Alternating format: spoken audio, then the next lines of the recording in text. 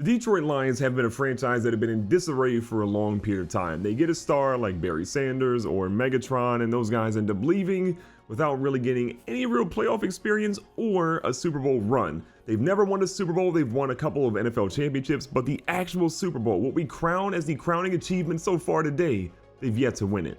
But all of that is looking to change today as we're doing a Madden 20 Detroit Lions rebuild. We're going to try to take this franchise from being mostly irrelevant to something that fans in Detroit can actually be proud of. And if you guys are hyped for this video, make sure you hit that subscribe button right now. That helps me out a ton. I got plenty more rebuilds coming, and you can leave me a comment down below telling me what team I should rebuild, what you think of this rebuild overall, what players I should have kept or should have traded. I want to know what you guys think.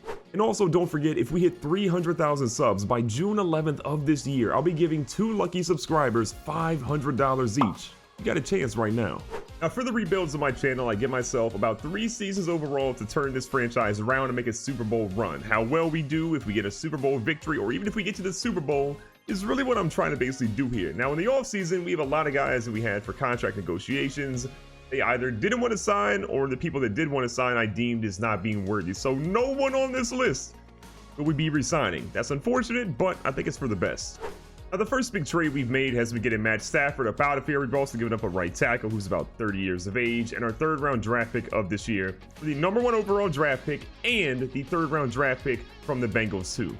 So free agency came, and I got a really good deal in Kendall Fuller. No one offered this man a contract, so I threw him bare bones, got him for a really low contract. We've got him locked up for the next couple of years. We also got Philip Dorsett as a wide receiver.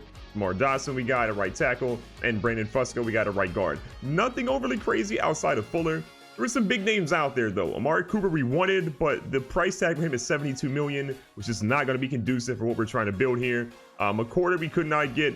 Tom Brady was actually out here too, but he re-signed with the Patriots for $25 million for 1 year. I can't afford that. I'm about to go get a young signal caller right here in the NFL draft to fill that void at a much cheaper cost. So recapping our first draft, we went after a left tackle and Andrew Thomas, as we need somebody to protect our new young quarterback. Speaking of a new young quarterback, we got Tua Tagovailoa out of Alabama. We got Henry Ruggs to pair with him, another kid out of Alabama. We got Terrell Lewis. We got Darnay Holmes. Rodney Houston was an absolute terrible draft pick at a 57 overall. The rest of them were pretty good though. However, I will say though, a lot of you guys might say, why didn't you draft Chase Young? Well, I wanted to get an offensive lineman before anything else. And then also Chase Young went #2. So at #3, we were pretty much clear to get a quarterback at that point. So we'll look at our team to start the season. We've got Andrew Thomas, Dodson, Ragnow, Fusco, Decker, Hawkinson at tight end. At quarterback, again, we have Tua. At running back, apparently Kerryon Johnson is hurt, which is not good news, but we have Kenny Golladay, Philip Dorsett, we have Marvin Jones Jr., and Henry Ruggs. And then over on the defensive side of the football, there's a lot of work to be done. We're going to make some trades. We're going to try to get some good draft picks, but this defense up front is solid, and the secondary is pretty good. It's just that strong safety and basically all of our linebacker positions were trash. Now, before we send a little bit, we try to make a couple of trades for defensive players, especially in the linebacker area. It was not happening. So what we'll be doing is instead working on that in the offseason through the free agency and through the draft. The good news is this draft has a lot of good linebacker talent because we definitely need it. From a record standpoint, we were obviously not near the top because we missed the playoffs, but we did finish the season at a decent 8-8. I can take that, I can accept it, but we got to build on that for sure. See how our actual players did. Tua had a pretty solid rookie year, 3,500 yards passing, 26 touchdowns, and 11 interceptions. On the ground, Kerryon Johnson had 825. Keep in mind, he was injured for a little bit. He now turned off injury, so we should be okay. Ty Johnson at 381, Tua ran for 243, 5 touchdowns for him, 6 for Ty Johnson, 1 touchdown for Kerryon Johnson. Not exactly great. On the receiving side, Kenny Golladay was the closest guy to 1,000 yards with 885 and 6 touchdowns. Hawkinson had 768 and 4. Dorsett had 4. Marvin Jones had 4. Kerryon. Henry Ruggs. Not a single catch this year. On defense, the only guy to have over 100 tackles for us was Jelani Tavai. This guy had 114 tackles, 1 sack, and 1 pick. Kendall Fuller, 88 tackles, but only 1 interception. He had 1 pass deflect. Again, not exactly great. Devin Kennard had 73 with 10.5 sacks on his side. Let me see who just had the most sacks. I'm imagining it was him and Trey Flowers. Damon Harrison, who we're going to be trying to trade this offseason because of his big contract, also had 5. And from an interception standpoint, Will Harris had 4, Slade Jr. had 3, Coleman had 2, and no one else had more than 1. We got to fix that. From an award standpoint, I am happy to say that our guy Tua ended up getting Offensive Rookie of the Year. Your Defensive Rookie of the Year goes to Jeff Okudah, who is another guy that in a lot of mock drafts, people have the Lions taking. Now, from a contract standpoint, we brought Eli Apple back. We got Kenny Golladay back. Darius Slay Jr. said I'm not interested in signing with you guys, so we franchise tagged him for the moment. We're probably going to have to trade him. We'll ultimately see what kind of value we can find out there, but at least we have him for one more year. We can figure that out. Marvin Jones Jr., I'm interested in signing, so he bolted. We got nothing for him. We'll try to make a play in free agency, but he is 31. We'll see what's out there. And the rest of it was just not even that interesting. Matt Prater, honestly, he's a kicker. They're people too. We'll give him a bone. Even he wants to leave too. We'll make him, think about that again. So free agency was a little bit different for me this time around. We got Kareem Hunt again on a stupid deal because no one wanted to touch this guy. Thank you, NFL. I appreciate you. We got Devin McCourty on a one-year deal, probably the last deal of his career. We got Dante Fowler Jr., and we got Poona Ford. We also, I believe, got a guy named Bowser, if I remember correctly. Let me see. There's Fowler. Maybe we didn't get Bowser? We did not get that guy, apparently, but still, solid overall pool of free agents. I'm liking where we went. Now, the Dallas Cowboys hold the #1 overall draft pick in this year's draft, so we're going to get their #1 draft pick. We're trading Damon Harrison, who is a cap casualty. We're getting rid of him. We're getting a 4th round draft pick, or we're giving them our 4th round draft pick this year and our 2nd round draft pick next year. Again, I want to get some young talent. I want to get some salary cap space, and I want to try to make some other big trades. Let's see if we can land it. And while there's guys like Trevor Lawrence and other players of that nature on the board, I'm going after Azeez Ojulari. This guy is ranked 1st in everything except for bench press. He's got to be our guy. So #1 draft pick is the 76 overall guy. They say he's ranked 9th in true talent. I get it, but his ratings do not lie. This guy should be a monster and can help anchor our defense for that championship run. So recapping this draft, it went well for the first 2 picks, and then after that, I'd rather not talk about it. So we got Ojulari with our 1st pick overall. Fantastic. 76 overall. He should be great.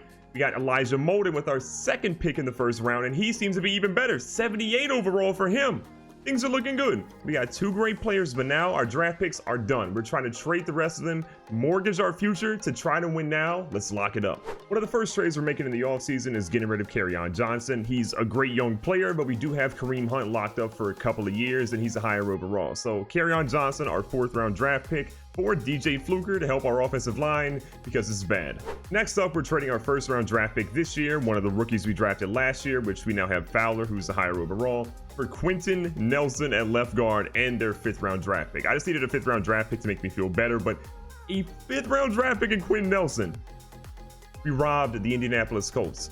I got to admit at this point, I tried to trade for a wide receiver at the beginning of the year and it did not work. And I just feel like this team, this franchise in general, might be cursed. We were 9-7 on the season. I can show you guys right here.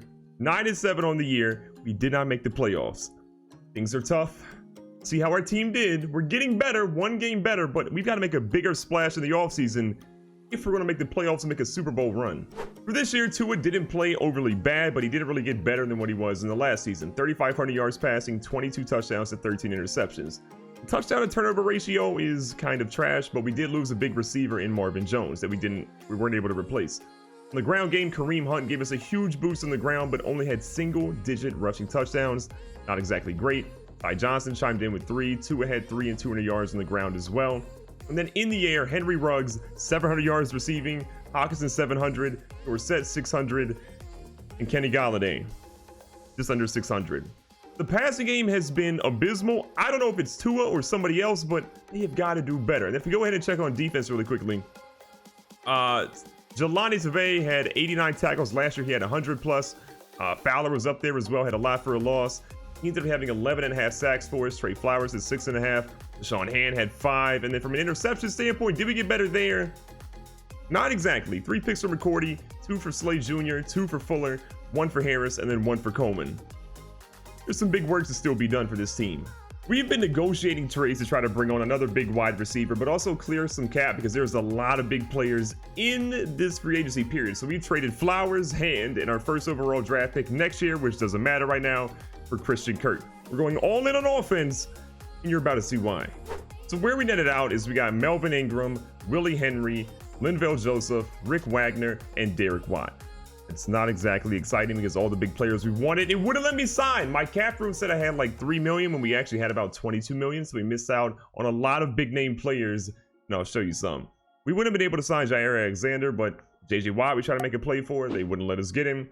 Same thing here with Von Miller. We wanted to try to get him. They wouldn't let us go for him. Michael Gallup I wanted. We also could not get him. So we missed out a little, you know, not great, but we still filled some good needs. I think our roster will be okay. But we didn't have a lot of draft picks, at least in the early rounds. We had a lot of late round draft picks, and basically there is not a single thing exciting about our draft pick, so ignore that. So we're preparing to hop into our final season with this team. I think we've rebuilt them into a pretty solid franchise in just 3 seasons. Tagovailoa is doing pretty well at quarterback at 84 overall. Kareem Hunt at running back is almost at a 90 now. Kenny Galladay, Henry Ruggs. We have Christian Kirk. Offensive line is really good. We got Thomas, Nelson, Ragnow, Fluker, and Decker. All these guys are above a 77 or more. Hawkinson at tight end has been coming into his own as well. And if you go over to the defensive side of things here, I think we're still doing pretty good, but there's some gaps still to be done. Tavai has actually been a good middle linebacker despite his rating. Ojulari has been a stud. Reeves-Maybin, you don't really care about. Fowler Jr. has been great for us out of free agency. Walker's been great at free safety. Strong safety has some things. Darius Slay, we've been pulling on a franchise tag for God, it feels like forever. Henry, Ford, Ingram, the third in the middle, and then Fuller, Coleman, and then Molden are our corners. Our corners are in a good spot. They got to bail out the rest of our team because our linebackers on the edges are great. In the middle, they're a little dicey. Finally, it has been done. This team is going to the playoffs. Finally! Finally! What is their record? 12-4. It took 3 seasons, but they have finally put things together. Let's check out their stats. I feel like a proud father. We finally did it. So Tua comes out and throws the most passing yards he's thrown so far in his career by, I believe, about 500 or so. 4,000 yards, 41 touchdowns, doubling what he had pretty much last season, and only 6 interceptions. Thank God he finally turned it around. From a rushing standpoint, Kareem Hunt ran for 1,400 yards and 10 touchdowns. Would have loved to see more touchdowns, but still, Tua had a ton on his own. Ty Johnson chimed in with 4. Tua had 4 of his own on the ground, so 45 for him, if I'm doing the math correctly. Receiving side, Christian Kirk proves to be pretty much worth it. Didn't get 1,000 yards receiving. We've yet to have anybody do that so far. But he gets 975 and 11 touchdowns. Hawkinson has a major year, his best so far, with 6 touchdowns and almost 1,000 yards. Galladay, 811. Henry Ruggs has not been a touchdown machine, but still, we'll take the 600 yards from him. And even Kareem Hunt got super involved in the passing game. 400 yards receiving and 3 touchdowns. Gotta love it. On defense, I might have clowned Jalen Reeves-Maybin, but he led us with 95 tackles so far this year. Tavai had 93, Fuller had 81, Slay had 80, Walker comes in, Fowler, Coleman. I mean, Poona Ford even had a good amount for us. We look at a sack perspective here. We get 9.5 from Fowler Jr., down about 2 from last season for him. Melvin Ingram III had 6 tackles. Okawara had 5, Reeves-Maybin had 3. And then from an interception standpoint, get a little bit more across the board. You get 3 from Coleman, 2 for Slay, 2 for Walker, 1 for Fowler, Maybin, Harris, and Lamont Wade. Thank God he finally got involved too. From an award standpoint, Tua balls out. Obviously, you saw his stats, and he gets an MVP trophy, beating out Jacoby Brissett, Lamar Jackson, Russell Wilson, and Zeke Elliott here. Coach of the year goes to Frank Reich. The Colts win 14-2. I'll take third, but holy crap, the Chiefs at 13-3 and the Colts at 14-2. What a heck of a year. We see Tua take home the Offensive Player of the Year award. We get no one on defense. Rookie of the Year on offense goes to the Falcons. Defensive Rookie of the Year, we have no one there. Best quarterback goes to Tua. Best running back does not go to our guy Kareem Hunt. It goes to Zeke Elliott. Best receiver, CeeDee Lamb was a guy we tried to trade for a ton and could not get him. But Christian Kirk, our newest acquisition, goes for 5th. Well, the divisional round is up. We obviously didn't play in the wild card because we dominated the actual season. We're facing the 7-8-1 Chicago Bears. See if we can actually beat them. We beat them, and we're going to face the Seattle Seahawks. And we do have a couple of players that we can also upgrade here. Fuller, Hawkinson, DJ Fluker, Derek Darby. We're going to go ahead and just sim all of that. And let's see who's on the actual roster for the Seahawks right now. So Russell Wilson is 33 years of age right now. They still have Clowney, Bobby Wagner, Shaquille Griffin, Tyler Lockett, Chris Carson is their main running back. DK Metcalf's now an 86 overall at 24 years of age. I mean, they've got some pretty solid players. Addison Finley out of Auburn is their main guy right now. Looks like a left outside linebacker. Andre Diggs. I mean, this team, they got Travis Etienne. I have no idea how to say his name. The kid out of Clemson. He's a stud. So, I mean, they're pretty much loaded across the board here. They've got 3 really good running backs and then a receiver again, as we saw. Tyler Lockett, DK Metcalf, Tylan Wallace, Trey Colbert, and TJ Simmons. A lot of talent on this team. Let's see if we can get the job done. So again, 10-5-1 Seahawks, 12-4 Detroit Lions. Let's see if we can make some magic happen here. We're going to be playing the Indianapolis Colts in the Super Bowl. We got a couple of players to upgrade here really quickly. Jelani Tavai and Will Harris will upgrade both of those guys really quickly. We'll advance to the next week, and then we'll basically see what we can do. If we can win the Super Bowl with the Detroit Lions, we will have done what Lions fans have been waiting years to have done. Tua Tagovailoa is going to have 5 things we can upgrade. We're going to upgrade him really quickly. So we got Scrambler. We'll get him up to, he's now a 90 overall with his +3 morale boost. Again, he's had an incredible season so far for him. Field General is pretty much the main thing, and then also Strong Arm that I want to upgrade him at. So he gets a little bit more there. Let's go Strong Arm for throw power, deep, and medium accuracy as well. It's a 92 now, so +2 to awareness, +1 to break sack, play action, and throw power. And I think for the last one, we're going Field General here as well. This guy is going to get, let me see, +2 to awareness, +1 to throw accuracy deep, and +1 to throw on the run. Wait, does he still have one? There's so many things to upgrade. I mean, honestly, Strong Arm, get that up to a 90. 94 overall with all these upgrades. I think Tua is going to be ready for the Super Bowl. And then we've got Dante Fowler Jr. and Henry Ruggs. We will just go ahead and sim their actual upgrades and just let it roll from there. Again, the Super Bowl, the 14-2 Colts, the 12-4 Detroit Lions, the #1 team versus the #3 team. The Chiefs are the team that didn't make it. Can the Lions win a Super Bowl?